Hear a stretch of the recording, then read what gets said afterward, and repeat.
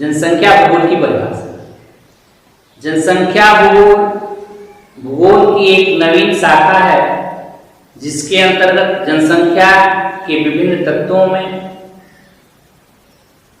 पाई जाने वाली क्षेत्रीय विभिन्नता का क्रमबद्ध विश्लेषण किया जाता है और प्रमुख जनसंख्या भूगोल विदों के अनुसार जनसंख्या भूगोल की परिभाषा निम्नलिखित है, जिसमें सबसे पहले जी त्रिवाड़कर ने कहा है जनसंख्या भूगोल में अग्रणी जी त्रिवाड़कर जी ने जनसंख्या भूगोल की परिभाषा भूगोल की प्रकृति के आधार पर किया है और भूगोल में क्षेत्रीय भिन्नता को सर्वाधिक उन्होंने महत्वपूर्ण स्थान दिया है और इसी के अनुसार त्रिवाड़कर जी ने जनसंख्या भूगोल को भूतल पर जनसंख्या के वितरण में पाई जाने वाली क्षेत्रीय विभिन्नता के अध्ययन का विषय माना है और इनके अनुसार जो है जनसंख्या भूगोल के मूल तत्व जनसंख्या द्वारा आच्छादित पृथ्वी की प्रादेशिक भिन्नताओं को समझाने में निहित है। दूसरा विद्वान जो है जॉन आई क्लार्क महोदय ने कहा है कि जनसंख्या भूगोल यह प्रदर्शित करता है कि जनसंख्या के वितरण, संगठन, प्रवास और वृद्धि में पाई जाने वाली क्षेत्रीय विभिन्नताओं, स्थानों की प्रकृति में पाई जाने वाली क्षेत्रीय भिन्नताओं से किस प्रकार संबंधित है। तीसरा विद्वान है आपके जेबी गार्डनर महोदय। तो प्रसिद्ध फ्रांसीसी भूगोलविद जेबी गार्डनर महोदय ने के द्वारा फ्रांसीसी भाषा में लिखित जनसंख्या भूगोल का अंग्रेजी अनुवाद 1966 में प्रकाशित हुआ और जिसमें इन्होंने पर्यावरण के संदर्भ में भूतल पर जनसंख्या की प्रमुख विशेषताओं के अध्ययन को जनसंख्या भूगोल का तत्व माना है। गार्डनर महोदय ने बताया कि जनसंख्या भूगोल अपने पर्यावरण के संदर्भ में जनांकीय तथ्यों की मूल विशेषताओं का संभव परिणामों का सकारात्मक अध्ययन कराता है। इसके बाद एक मेलिजीन महोदय ने बताया ये जो है मार्क्सवादी विचारधारा के पोषक रूसी भूगोलविद ने जनसंख्या के उत्पादक पक्ष को ही जनसंख्या के वितरण प्रतिरूप का उत्तरदायी माना है और जनसंख्या भूगोल को जो है आर्थिक भूगोल की एक उपशाखा के रूप में मान्यता प्रदान की है। मेलिजीन सहित अन्य रूसी भूगोलवेत्ताओं ने जनसंख्या भूगोल के विषय क्षेत्र को अधिक विस्तृत माना है और इसमें विभिन्न उत्पादन संबंधों तथा ग्रामीण और नगरीय अधिवासों को भी सम्मिलित कर लिया है।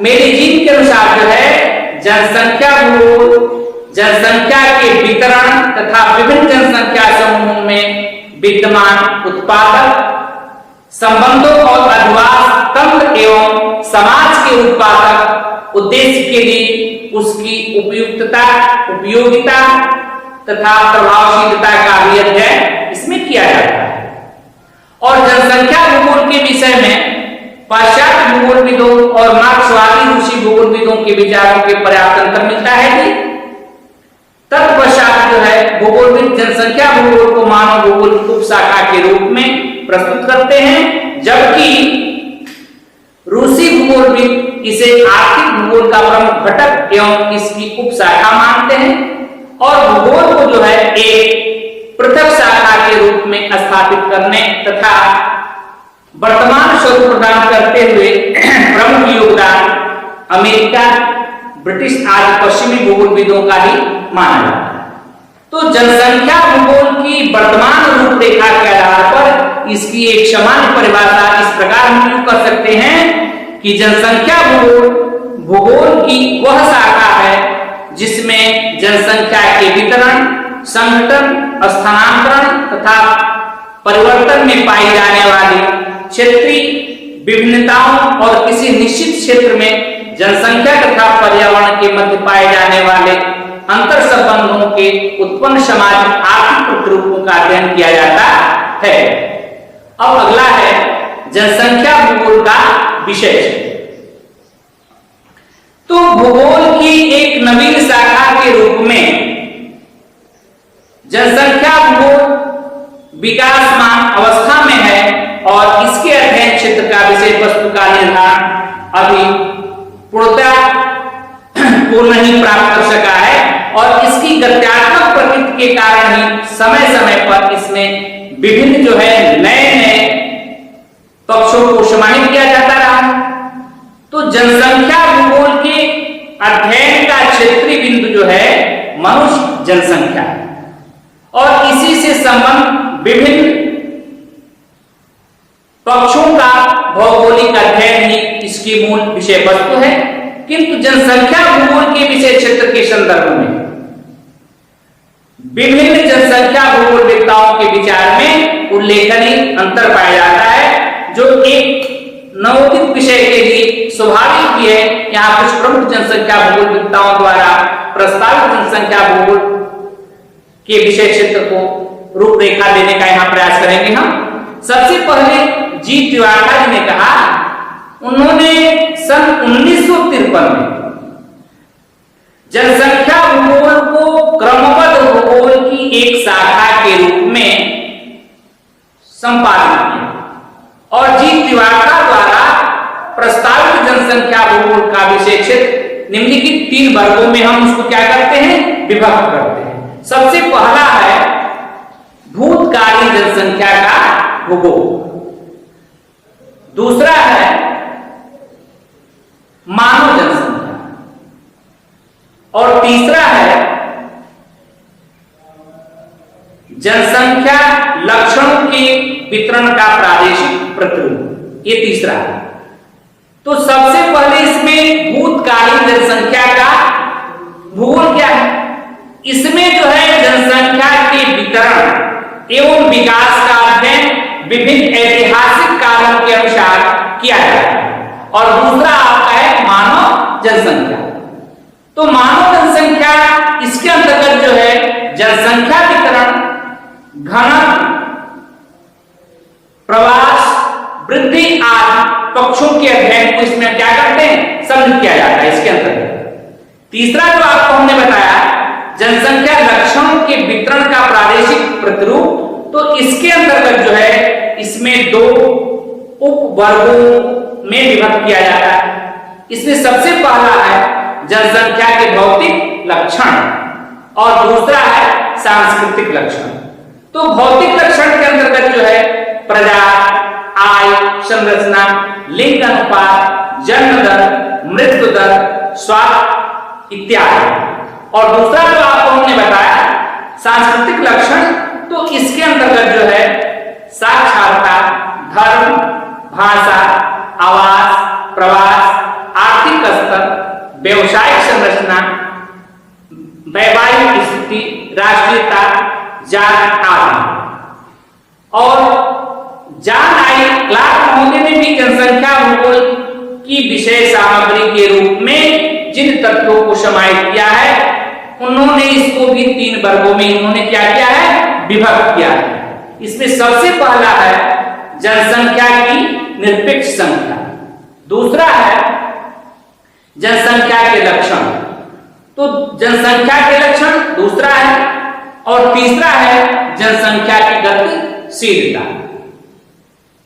तो अब जनसंख्या के लक्षण में सबसे पहला भौतिक लक्षण है। भौतिक लक्षण में आय, लिंग, प्रजाति आदि हैं, और दूसरा उसमें जो सामाजिक लक्षण है उसमें वैवाहिक स्थिति, परिवार, आवास, साक्षरता, शिक्षा, भाषा, धर्म, राष्ट्रीय आदि। और जो आपका तीसरा आर्थिक लक्षण है, इसमें उद्योग, व्यवसाय, आय इत्यादि। जनसंख्या की जो गतिशीलता है, तीसरा आपको हमने बताया, इसमें जन्म दर, मृत्यु दर, स्थानांतरण, प्रवास और जनसंख्या का परिवर्तन, ये सारी बातें आपको विस्तार से आएंगी। तीसरा महोदय ने जो विल्बर जेलेस्की महोदय हैं, उनके अनुसार जनसंख्या भूगोल के अंतर्गत जनसंख्या के उन स्थानों के अध्ययन को सम्मिलित किया जाना चाहिए जिसके विषय में विकसित देशों में आंकड़े एकत्रित किए जाते हैं, और इस प्रकार उन्होंने जनसंख्या भूगोल के विषय क्षेत्र का सीमांकन उपलब्ध आंकड़ों के आधार पर करने का प्रयास किया है। और जनसंख्या भूगोल के अंतर्गत जिन जनसंख्या लक्षणों का अध्ययन किया जाता है उन्हें जेलेस्की महोदय ने निम्नलिखित 3 श्रेणियों में विभक्त किया है।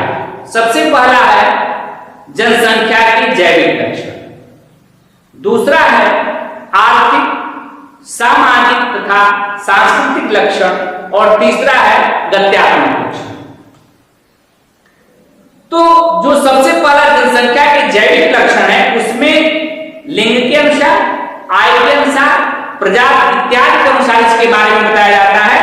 और जो दूसरा आपको हमने बताया आर्थिक, सामाजिक तथा सांस्कृतिक लक्षण, इसके अंतर्गत जो है आवास, व्यवसाय, आय, वैवाहिक स्थिति, साक्षरता और भाषा जात आधार के अनुरूप है। और जो तीसरा आपको लक्षण हमने बताया गत्यात्मक लक्षण, तो उसमें जन्म दर, मृत्यु दर और स्थानांतरण इत्यादि। तो जेलेस्की महोदय ने जनसंख्या भूगोल के विषय में भी बहुत सारी बातें बताई हैं। सन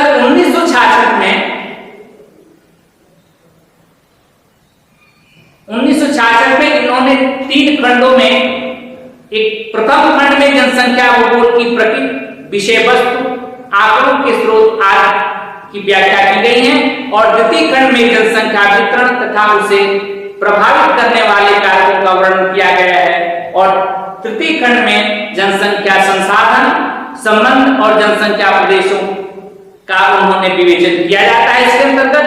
और जेलेस्की महोदय ने जनसंख्या भूगोल अपनी सैद्धांतिक रूपरेखा में तृतीय खंड को अधिक उन्होंने महत्वपूर्ण माना है।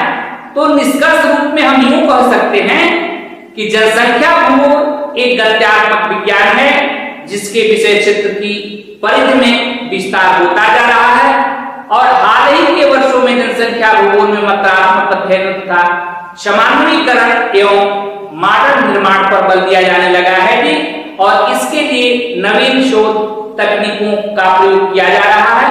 और प्रमुख जनसंख्या भूगोलविदों द्वारा जो है व्यक्ति विचारों की समीक्षा के उपरांत हम जनसंख्या भूगोल के अध्ययन के अंतर्गत आने वाले तथ्यों को भी निम्नलिखित श्रेणियों में हम क्या कर सकते हैं, विभाग कर सकते हैं। सबसे पहला उसमें है जनसंख्या की निरपेक्षता, निरपेक्ष संख्या। तो इसके अंतर्गत जो है जनसंख्या का वितरण एवं जनसंख्या घनत्व दर्शाते हैं।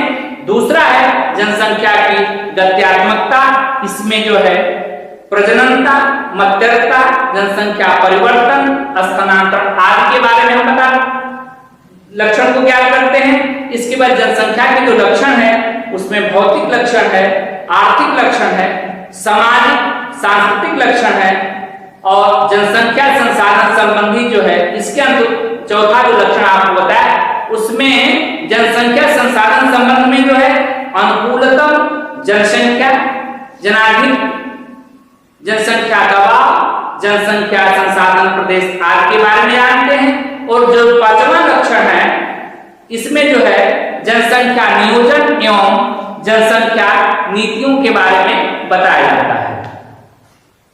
तो जनसंख्या भूगोल के अध्ययन क्षेत्र के उपयुक्त वर्गीकरण में उन समस्त तथ्यों को समाहित करने का प्रयास किया गया जिन्हें 20वीं शताब्दी के अंतिम दशक तक जनसंख्या भूगोल के अंतर्गत विभिन्न लेखकों के द्वारा सारी बातें आपको बताई गई, और यहाँ पर भी यह उल्लेख किया गया है कि विषय के विकास के साथ साथ जनसंख्या भूगोल के विषय क्षेत्र में विस्तार की भी प्रबल संभावनाएं आगे हो सकती हैं।